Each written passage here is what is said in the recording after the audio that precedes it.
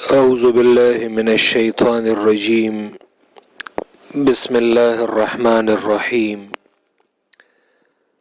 سورۃ انزلناها وفرضناها وانزلنا فیها آیات بینات لعلکم تذکرون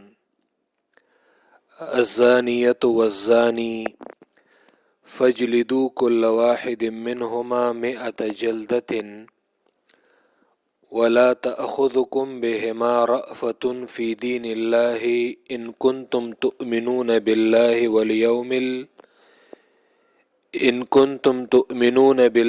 واليوم الآخر وليشهد عذابهما طائفة من المؤمنين۔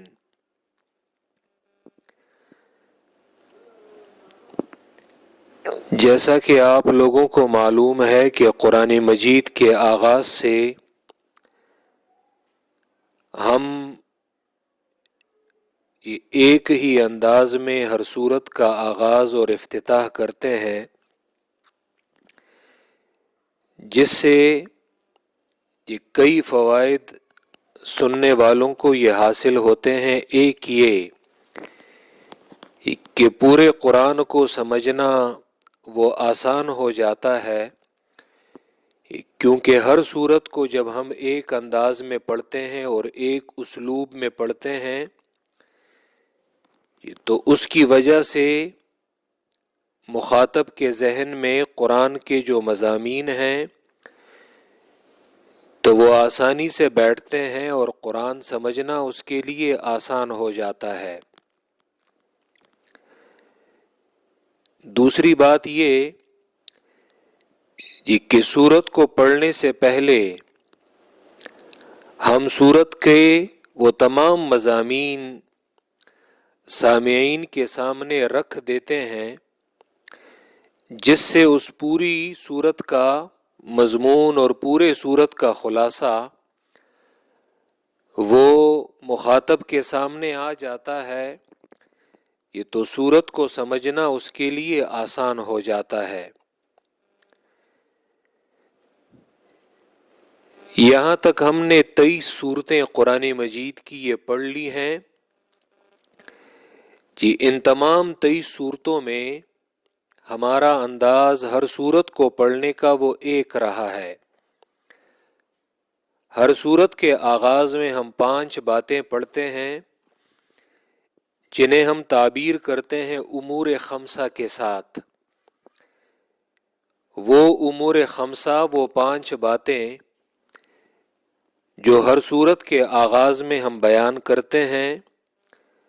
جس سے اس سورت کا مضمون، سورت کا خلاصہ سمجھنا وہ آسان ہو جاتا ہے۔ یہی وجہ ہے الحمدللہ یہ کہ ہم سے یہ بطور تحدیث نعمت، یہ اللہ کی اس نعمت کے بارے میں اظہار کر رہا ہوں، نہ کہ بوجہ کوئی بڑائی کے اور بوجہ تکبر کے، وہ صرف اللہ کے لیے خاص ہے۔ بطور تحدیث نعمت یہ بات یہ کر رہا ہوں کہ الحمدللہ یہ قرآن مجید اس انداز میں جب ہم پڑھتے ہیں تو قرآن کا سمجھنا یہ آسان ہو جاتا ہے۔ سورہ النور یہ نہایت ایک اہم سورت ہے۔ یہ چاہیے یہ کہ اس سورت کو آپ تمام لوگ خود بھی سنیں، دیگر لوگوں کو بھی اس کی دعوت دیں اور اس کی ترغیب دیں، تاکہ لوگ سورہ نور کو سمجھ سکیں۔ جس سورت کا نام ہی روشنی ہو، جس سورت کا نام ہی نور ہو، یہ تو اس سے آپ اندازہ لگائیں۔ ویسے تو یہ پورے قرآن پر بھی نور کا اطلاق ہوتا ہے، لیکن پھر قرآن مجید میں اس نور میں ایک نور ہے، اور اس سورت کا نام جب النور ہو، یہ تو اس سے آپ اندازہ لگائیں کہ اس سورت میں یہ کیسے احکام ہوں گے، اور اس سورت میں احکام وہ کتنی اہمیت کے حامل ہوں گے۔ یہی وجہ ہے روایات میں اس سورت کی اہمیت وہ مختلف انداز میں وہ نقل ہے۔ فضائل القرآن میں ابو عبید یہ قاسم ابن سلام وہ کہتے ہیں، انہوں نے ایک روایت ذکر کی ہے کہ صحابہ کہتے ہیں کہ حضرت عمر رضی اللہ تعالیٰ عنہ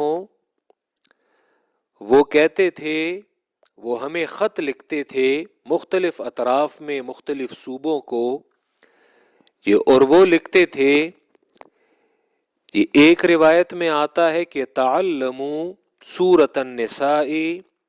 والاحزاب والنور، یہ 3 صورتیں یہ پڑھو، سورہ نساء پڑھو،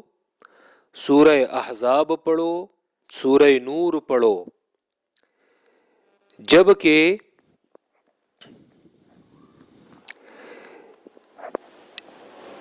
یہ سنن سعید ابن منصور یہ اور بیہقی کی کتاب میں یہ روایت آتی ہے مجاہد تابعی سے، کہ اس میں آتا ہے کہ اس روایت میں کہ علموا رجالکم سورۃ المائدہ، کہ اپنے مردوں کو سورۃ المائدہ پڑھاؤ، وعلموا نساءکم سورۃ النور، یہ اور اپنی عورتوں کو سورہ نور یہ پڑھاؤ۔ کہ حضرت عمر رضی اللہ تعالی عنہ وہ باقاعدہ کہتے تھے اور اپنے گورنروں کو یہ خط لکھتے تھے، یعلموا نساءکم سورۃ النور، یہ اپنی عورتوں کو سورہ نور پڑھاؤ۔ یہ کاش کہ حضرت عمر کو یہ احوال یہ معلوم ہوتے کہ ایک زمانہ ایسا آ جائے گا کہ اس دور کے مرد بھی اتنے جاہل ہو جائیں گے کہ وہ بھی سورہ نور کو نہیں سمجھتے ہوں گے۔ حضرت عمر نے یہ حکم یہ مردوں کو دیا تھا کہ اپنی عورتوں کو سورہ نور پڑھاؤ، لیکن حضرت عمر کو کل کے احوال کے بارے میں پتہ نہیں تھا کہ جہالت کا ایک ایسا زمانہ آ جائے گا کہ جس میں یہ عورتیں تو پھر بھی تھوڑا بہت وہ دین کو سمجھتی ہوں گی، لیکن اس دور کے مرد وہ اتنے جاہل ہوں گے کہ انہیں سورہ نور تک کا پتہ نہیں ہوگا، وہ خود سورہ نور سے جاہل ہوں گے تو وہ اپنی عورتوں کو کیا پڑھائیں گے۔ علموا نساءکم سورۃ النور، یہ اپنی عورتوں کو سورہ نور پڑھاؤ۔ جس دور میں ہم گزر رہے ہیں یہ ایک ایسا دور ہے، بخاری کی روایت میں آتا ہے، وہ امور خمسہ وہ ذکر کرتا ہوں لیکن پہلے اس صورت پر ایک عمومی تبصرہ کرتا ہوں۔ بخاری کی روایت میں آتا ہے انس بن مالک رضی اللہ تعالی عنہ سے، وہ کہتے ہیں قال رسول اللہ صلی اللہ علیہ وسلم، یہ اللہ کے رسول صلی اللہ علیہ وسلم نے فرمایا، ان من اشراط الساعہ، یہ قیامت کی نشانیوں میں سے یہ ایک نشانی وہ یہ ہے، ان یرفع العلم، علم اٹھا دیا جائے گا، علم اٹھا دیا جائے گا۔ یہ آج علم کے اسباب کتنے زیادہ ہیں، لیکن اور اصل میں علم مراد کیا ہے؟ وحی کا علم۔ وجہ یہ کہ یہ دیگر علوم یہ انسان سیکھتے ہیں، اور چونکہ اس سے انسانوں کی روزی روٹی وہ بندی ہوتی ہے تو وہ علم وہ دنیا میں پھیلتا ہے، یہ اس کی ممانعت نہیں ہے، لیکن جس علم کی بنیاد پہ تمہاری آخرت بنتی ہے، جس علم کی بنیاد پہ تمہارا عقیدہ اور تمہارا ایمان بنتا ہے، وہ علم اٹھ جائے گا، اور وہ علم وہ قرآن کا علم ہے، وہ علم وہ دین کا علم ہے۔ یہ ان من اشراط الساعۃ، وہ علم کہ جس سے تم اللہ کو پہچانو، علم اصل میں وہ ہے کہ جس سے تم اللہ کی پہچان کرو۔ یہ دیگر علوم ہیں، لیکن ان علوم سے ٹھیک ہے تم دنیا میں زندگی گزارنے کے طور طریقے تو سمجھ لو گے،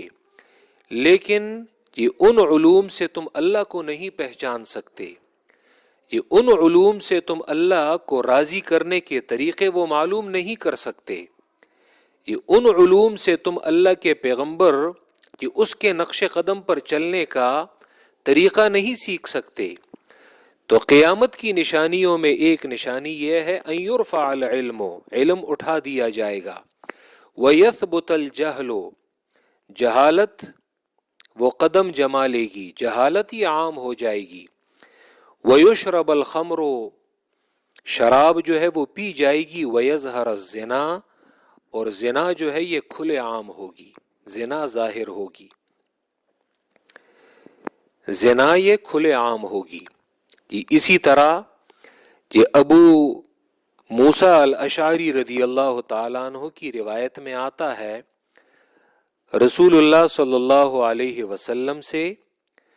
کہ، اور یہ ترمذی کی روایت ہے، وہ کہتے ہیں رسول اکرم صلی اللہ علیہ وسلم، یہ کل عین زانیۃ، ہر آنکھ یہ زنا کرنے والی ہے، یعنی وہ آنکھ کہ جس کو اللہ نے اسے دیکھنے سے جہاں سے منع کیا ہے، تو اگر وہ اسی یہ آنکھ کا استعمال وہیں پہ کرے تو یہ آنکھ بھی زنا کرنے والی ہے۔ والمرأة اذا استعطرت، اور عورت جب وہ خوب معطر ہو اور اپنے آپ پر وہ خوشبوئیں لگائے، فمرت بالمجلس، یہ اور وہ غیر محارم کی مجلس پر سے گزرے معطر ہو کر خوشبو لگا کر، فہی کذا و کذا، یہ اللہ کے پیغمبر نے اب یہاں پہ یہ کنایا میں بات کی ہے، فہی کذا و کذا، تو وہ عورت وہ ایسی ایسی ہے، یعنی پھر حدیث میں اس کی وضاحت یعنی زانیہ، یہ بدکار عورت ہے، یعنی مقصد یہ کہ ایک ایسی عورت کہ جو ان چیزوں کا وہ خیال نہ رکھے، وہ دھیان نہ رکھے، تو فہی کذا و کذا۔ مسلم کی روایت میں آتا ہے ابو ہریرہ رضی اللہ تعالیٰ عنہ سے، اللہ کے رسول صلی اللہ علیہ وسلم فرماتے ہیں، ثلاثۃ لا یکلمہم اللہ یوم القیامہ ولا یزکیہم، تین ایسے لوگ ہیں کہ جن کے ساتھ اللہ بروز قیامت بات نہیں کریں گے، رحمت کی گفتگو ان کے ساتھ نہیں ہوگی، ولا یزکیہم، اور نہ اللہ انہیں پاک کرے گا گناہوں سے، ولا ینظر الیہم، اور نہ انہیں بنظر رحمت دیکھے گا، وَلَهُمْ عَذَابٌ علیم، اور ان کے لیے دردناک عذاب ہے۔ وہ تین لوگ کون ہیں؟ شیخ زان، یہ ایک وہ بوڑھا زناکار، جوان، اگرچہ زنا جوان پر بھی حرام ہے، لیکن اگر جوان بدکاری کرتا ہے تو چلو یہ اپنی جوانی کا اسے ایک گھمنڈ ہوگا، اپنی جوانی کا اسے جی ایک جذبات ہوں گے اس کے، لیکن بوڑھا وہ کس بنیاد پہ وہ زنا کرتا ہے اور بدکاری کرتا ہے۔ وَمَلِكٌ كَذَّابٌ، اور وہ بادشاہ جھوٹا، جھوٹ ہر کسی کے لیے ناجائز اور حرام ہے، لیکن اگر عام لوگ جھوٹ بولتے ہیں تو چلو کسی خطرے سے، کسی وجہ سے وہ جھوٹ بولیں گے، بادشاہ تم کس وجہ سے جھوٹ بولتے ہو۔ وعائل مستکبر، یہ اور ایک وہ غریب متکبر، تکبر کرنے والا، یہ اگرچہ تکبر مالدار کے لیے بھی ناجائز ہے، لیکن اگر مالدار کرتا ہے تو چلو وہ تو مال کے بل بوتے پہ کرے گا، غریب تم کس بنیاد پہ تکبر کرتے ہو، یہ صحیح مسلم کی روایت ہے۔ یہ تو اس صورت میں سورہ نور میں وہ احکام وہ بیان کیے جاتے ہیں کہ جو احکام معاشرے کی پاکیزگی اور طہارت اور صفائی کے ساتھ ان کا تعلق ہے۔ سورہ نور یہ مدنی صورت ہے، نزولاً یہ اب وہ 5 باتیں ہم ذکر کرتے ہیں۔ نزولاً 102 نمبر سورہ حشر کے بعد نازل ہونے والی صورت ہے، جی 102 سورہ حشر کے بعد، جبکہ قرآن مجید کی ترتیب میں یہ 24ویں سورت ہے سورہ المومنون کے بعد۔ جی اس سے پہلے ہم 23 سورتیں الحمدللہ ہم نے پڑھ لی ہیں۔ یہ پہلی بات تھی۔ دوسری بات جو ہر سورت کے آغاز میں ہم ذکر کرتے ہیں، اور وہ ہے ربط اور مناسبت۔ ربط اور مناسبت یہ کہ وہ کون سی باتیں ہیں، وہ کون سے وجوہات ہیں کہ اس سورت کو گزشتہ سورت کے بعد لایا گیا۔ یہ اب سورہ المومنون وہ مکی سورت تھی، سورہ المومنون وہ مکی سورت تھی اور 74 نمبر پہ نازل ہونے والی سورت تھی، جبکہ سورہ نور مدنی سورت ہے۔ اب ان دو صورتوں کے درمیان تقریباً وہ 74 نمبر پہ تھی، تو 26 اور 2 یہ 28 صورتیں ان دونوں کے درمیان فاصلہ ہے۔ جب آیات نازل ہوتی تھی تو اللہ کے پیغمبر کاتبین وحی کو بلاتے تھے، اور اللہ کے حکم سے ہی اللہ کے پیغمبر ہر ایک صورت کو دوسری صورت کے بعد وہ رکھتے تھے کہ اس صورت کو فلاں جگہ پہ رکھو، کہ اس آیت کو فلاں صورت میں لگاؤ، کیونکہ قرآن 23 سال کے عرصے میں یہ نازل ہوا ہے، تو یہ توقیفی ہے اس کی یہ ترتیب۔ یہ آیات پر تو اتفاق ہے، لیکن صورتوں پر بھی اتفاق ہے کہ یہ بھی اصل میں یہ توقیفی ہیں، کہ اگرچہ اس میں علماء کے اور بھی اقوال ہیں۔ تو ربط اور مناسبت کہ اب سورہ نور کو سورہ المومنون کے بعد ترتیب میں کیوں رکھا گیا ہے، دونوں صورتوں کے درمیان وہ کیا وجوہات تھیں کہ سورہ مومنون کے بعد کسی اور صورت کو نہیں رکھا گیا اور سورہ النور کو لگایا گیا ہے۔ تو یہاں پہ ہم کبھی 10 وجوہات ذکر کر دیتے ہیں، کبھی 15۔ یہ صرف آپ لوگوں کو قرآن پڑھانے کا ایک طریقہ ہے، ورنہ اگر ہر صورت یہ قرآن کی جو بالکل آخری صورتیں ہیں، اگر ان میں سے صرف 2 چھوٹی صورتیں بھی لے لیں، مثلا سورہ لہب ہے، سورہ اخلاص ہے، یہ اگر ان 2 صورتوں کے درمیان بھی بندہ ربط اور مناسبت ان میں سوچے تو کم از کم 10-15 ربط اس میں بن سکتے ہیں۔ تو یہ تدبر کے ساتھ تعلق رکھتا ہے، اور قرآن کو اصل میں پڑھنے کا طریقہ بھی یہ ہے کہ مخاطبین کو قرآن پڑھنے کا طریقہ سمجھاؤ کہ قرآن پڑھنا کیسے ہے، باقی ماندہ پھر اسے تدبر کے لیے میدان فراہم کرو کہ آگے قرآن میں اسی طریقے پر تم تدبر کرو، غور کرو، 2 صورتوں کے مضمون کو دیکھو، اور پھر ان کے درمیان ربط اور مناسبت اسے ڈھونڈو اور اسے تلاش کرو۔ یہ پہلا ربط گزشتہ صورت میں شروع میں ایمان والوں کے اوصاف میں ذکر کیا گیا کہ ایمان والے کون ہیں، والذین هم لفروجہم حافظون، کہ ایمان والے وہ ہیں کہ جو اپنی شرمگاہوں کی حفاظت کرنے والے ہیں۔ جی تو اس صورت میں یہ کامل صورت، یہ مکمل صورت حفظ الفروج پر ہے، یہ شرمگاہوں کی حفاظت پر یہ کامل اور مکمل صورت یہ اللہ نے بھیجی کہ یہ ایمان والے اپنے فرجوں کی حفاظت کرتے ہیں، یہ اپنی شرمگاہوں کی حفاظت کرتے ہیں۔ تو شرمگاہ کی حفاظت وہ کیسے کرنی ہے، تو یہ کامل صورت شرمگاہوں کی حفاظت پر یہ اللہ نے یہ بھیجی کہ شرمگاہ کی حفاظت وہ اس طریقے پر ان احکام کے ذریعے وہ کرنی ہے۔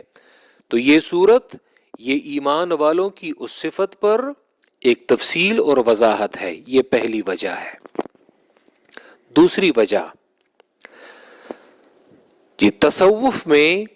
صوفیاء کرام یہ 2 اصطلاحات ذکر کرتے ہیں، جی ایک ذکر کرتے ہیں جی تحلی، جی تا، ہا، لام اور یا، تحلی، یہ تحلی اصل میں کہتے ہیں مزین کرنا، یہ اور ایک اصطلاح ہے تخلی، ہا پر نقطہ ڈال دیں، تخلی خالی سے ہے،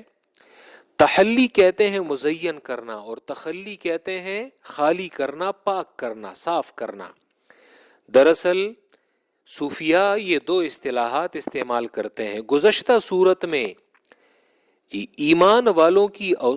والوں کے صفات ذکر کیے گئے، ایمان والوں کے صفات ذکر کیے گئے کہ ایمان والوں میں دراصل یہ صفات ہوں گی، سورت کے آغاز میں بھی ذکر کیے گئے اور سورت کے وسط میں بھی ذکر کیے گئے۔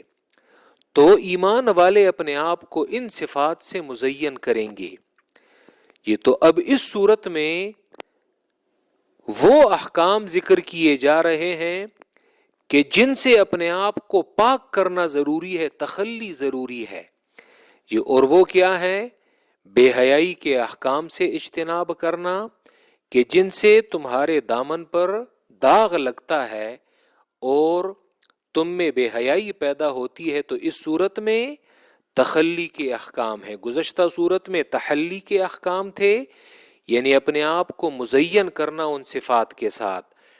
تو اب اس صورت میں تخلی کے احکام ہیں، یعنی وہ احکام بیان کیے جاتے ہیں کہ ایک ایمان والوں کو جی ان صفات سے اجتناب ضروری ہے، ان صفات سے اپنے آپ کو بچائیں تاکہ تمہارا ایمان وہ سلامت رہے اور تمہارا ایمان وہ محفوظ رہے۔ تیسری وجہ، گزشتہ صورت میں بالکل آخر میں کہا گیا، آیت نمبر 115 میں، افحسبتم، یہ انما خلقناکم عبثا، یہ آیا تمہارا خیال اور تمہارا گمان یہ ہے کہ ہم نے تمہیں عبث اور بیکار پیدا کیا ہے، یعنی بغیر امر و نہیں کے، کہ تم پر ہمارے کوئی احکام وہ لازم نہیں ہے، تم بیکار پیدا ہوئے ہو۔ تو اس صورت میں وہ احکام ذکر کیے جاتے ہیں، وہ اوامر اور وہ نواہی ذکر کیے جاتے ہیں کہ جس کے لیے انسان کی تخلیق کی گئی ہے اور جس کے لیے انسان کو پیدا کیا گیا ہے۔ تم ان اوامر کے پابند ہو اور تم ان نواہی کے پابند ہو۔ اسی لیے اس صورت کے آغاز میں کہا جاتا ہے سورۃ انزلناہا وفرضناہا، اس صورت کو ہم نے نازل کیا ہے اور ہم نے اس کے احکام فرض کیے ہیں، کیونکہ یہ صورت اوامر اور نواہی پر مشتمل ہے۔ ان احکام پر عمل کرو اور ان سے اپنے آپ کو بچاؤ۔ تو انسان بیکار پیدا نہیں ہوا۔ یہ اگلی وجہ، گزشتہ صورت میں آیت نمبر 51 میں کہا گیا یا ایھا الرسل کلوا من الطیبات، اے پیغمبروں کھاؤ پاکیزہ خوراک، پاکیزہ کھاؤ، حلال کھاؤ۔ یہ تو اس صورت میں اب وہاں پہ پاکیزہ اور حلال کھانے کا حکم تھا، تو اس صورت میں یہ آیت نمبر 61 میں یہ آداب الطعام ذکر کیے گئے ہیں۔ گزشتہ صورت میں آیت نمبر 51 میں پاکیزہ اور حلال کھانے کا حکم تھا، تو اس صورت میں کہ حلال اور پاکیزہ تو کھاؤ گے، لیکن کھاؤ گے کیسے؟ تو قرآن آداب الطعام ذکر کرتا ہے کہ کھاؤ گے ایسے۔ یہ ایسی کامل اور مکمل کتاب ہے کہ تمہیں کھانے کا طریقہ بھی سکھاتا ہے کہ تم نے کھانا کیسے ہے۔ یا گزشتہ صورت میں یہ آیت نمبر 28 میں یہ ذکر کیا گیا، حضرت نوح سے کہا گیا کہ یہ الحمدللہ الذی فاذا استویت انت ومن معک علی الفلک فقل الحمدللہ الذی نجانا من القوم الظالمین، کہ جب تم کشتی پر تم بیٹھ جاؤ، برابر ہو جاؤ، اور ظالم وہ تباہ ہو جائیں، ہلاک ہو جائیں، تو تم کہو کہ اللہ کی تعریفیں ہیں اور اس ذات کے لیے حمد و ثنا ہے کہ جس نے ہمیں قوم ظالموں سے نجات دی اور ہمیں یہ ان سے چھٹکارا دیا جن میں حضرت نوح کی بیوی بھی شامل تھی۔ یہ اگرچہ پیغمبر کی بیوی تھی، لیکن جب تابعدار نہیں تھی تو قرآن نے کہا کہ اس کے ہلاک ہونے پہ شکر ادا کرو. لیکن اس صورت میں یہ ایک دوسرے پیغمبر کی زوجہ ہے کہ جس کی براعت اور جس کی پاکیزگی پر قرآن کی آیتیں وہ نازل ہوتی ہیں جو تا قیامت وہ پڑھی جائیں گی. اس صورت میں ام المومنین عائشہ رضی اللہ تعالی عنہ اس کی براعت ہے. منافقین نے ان پر جو تہمت لگائی تھی تو اللہ نے آسمان سے قرآن کی شکل میں وحی نازل کی جس سے ام المومنین عائشہ کی فضیلت اور مرتبت کا اندازہ ہوتا ہے. وہ بھی پیغمبر کی بیوی تھی لیکن جب تابعدار نہیں تھی، مومنہ نہیں تھی، تو اس کا انجام کیا ہوا کہ اس کی ہلاکت پر شکر ادا کرو. یہاں پر بھی یہ پیغمبر کی زوجہ ہے لیکن جب تابعدار تھی تو اس کی برات میں اللہ نے خود آیات وہ نازل کی ہے. اسی لیے سورہ تحریم میں وہاں پہ آتا ہے اور وہاں پہ بھی انہی پیغمبروں کی زوجات ان کے درمیان یہ تقابلی ذکر کیا گیا ہے کہ ایک جانب ضرب اللہ مثلا یہ امرأۃ نوح و امرأۃ لوط، یہ اللہ حضرت نوح کی بیوی کی مثال اور لوط کی بیوی کی مثال ذکر کرتا ہے. یہ ایک جانب وہ ہیں، دوسری جانب ایک اور عورت ہے آسیہ، فرعون کی بیوی ہے، امرأۃ فرعون ہے، لیکن جب وہ مومنہ ہے تو اگرچہ کافر کی بیوی ہے لیکن قرآن نے اسے مثال میں ذکر کیا ہے. اسی طرح مریم ہے، مریم کہ اس کی طہارت اور اس کی پاکیزگی دیکھو. تو قرآن مجید اصل میں یہ چیز ذکر کرتا ہے کہ صرف پیغمبر کی بیوی ہونا یہ نجات کے لیے کافی نہیں ہے کہ جب تک بندہ اطاعت نہ کرے اور تابعداری نہ کرے. اسی لیے گزشتہ صورت میں آپ لوگوں نے پڑھ بھی لیا ان آخری آیات میں فَإِذَا نُفِخَ فِي الصُّورِ فَلَا أَنْسَابَ بَيْنَهُمْ، ان لوگوں کے درمیان وہ کوئی رشتہ ناتا وہ نہیں ہوگا. آیت نمبر 101 میں کوئی رشتہ ناتا وہ نہیں ہوگا کیونکہ نجات کا دار و مدار وہ صحیح عقیدہ اور صحیح عمل پر ہے. اسی طرح گزشتہ صورت میں اس بات التوحید تھا بالادلہ، دلائل کے ساتھ. توحید کو دلائل کے ساتھ وہ ثابت کیا گیا کہ یہاں پہ یہ توحید کی وضاحت کی جاتی ہے مثال کے ساتھ، یہ توحید کے مضمون کی وضاحت کی جاتی ہے مثال کے ساتھ. یہ آیت نمبر 35 میں 35 میں یہ تو گزشتہ صورت میں توحید کو دلائل کے ساتھ ثابت کیا گیا تھا، تو یہاں پہ توحید کو واضح کیا جاتا ہے مثال کے ساتھ تاکہ بات مزید مستحکم ہو اور بات مزید واضح ہو.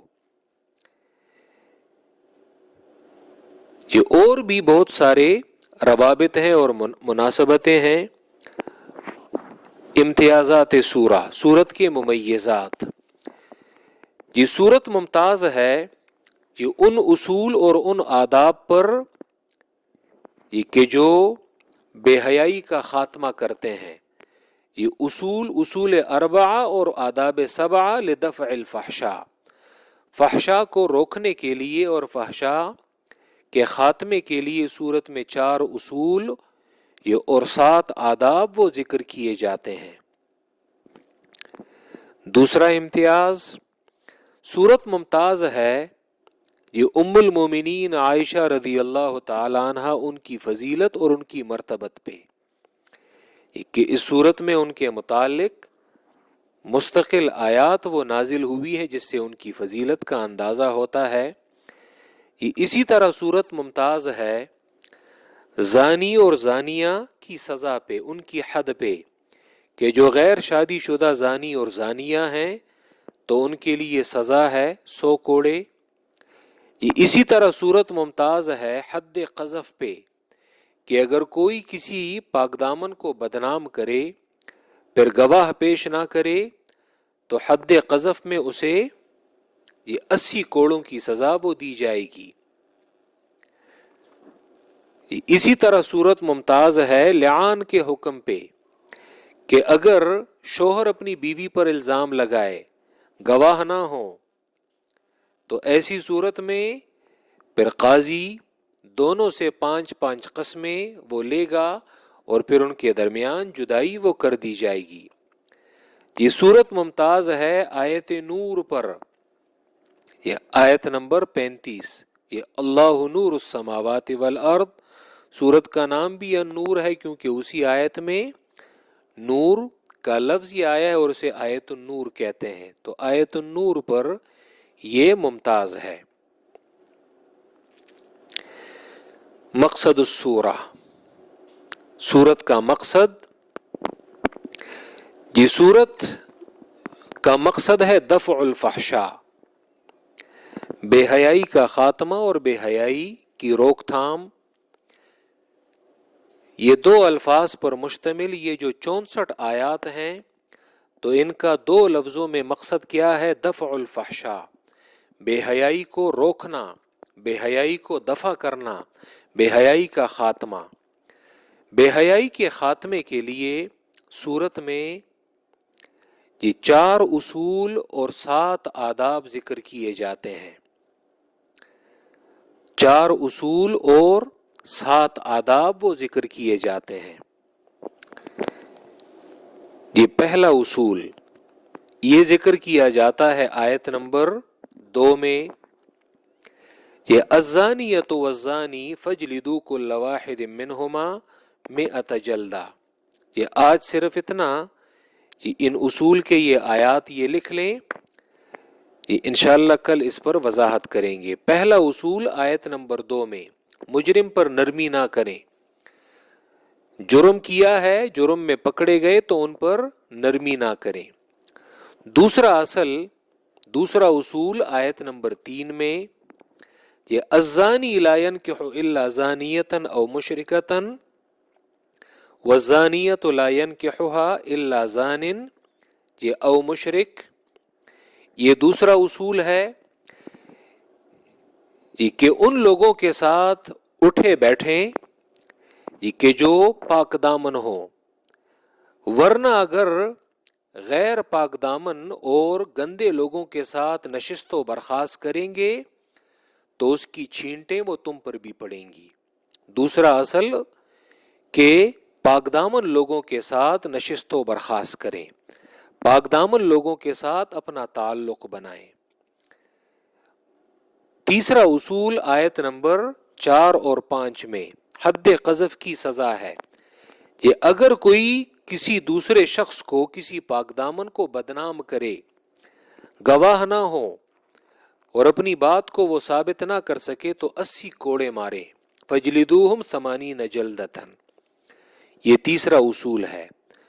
یہ اور چوتھا اصل یہ آیت نمبر 6 تا 10 میں لعان کا حکم، شوہر اپنی بیوی کو بدنام کرے، اس پر بدکاری کا الزام لگائے، پھر ثابت نہ کر سکے تو ان کے درمیان لعان کرایا جائے گا،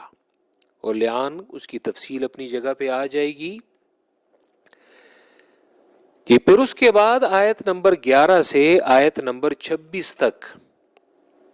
خیر پہلے وہ آداب 7 یہ پڑھتے ہیں،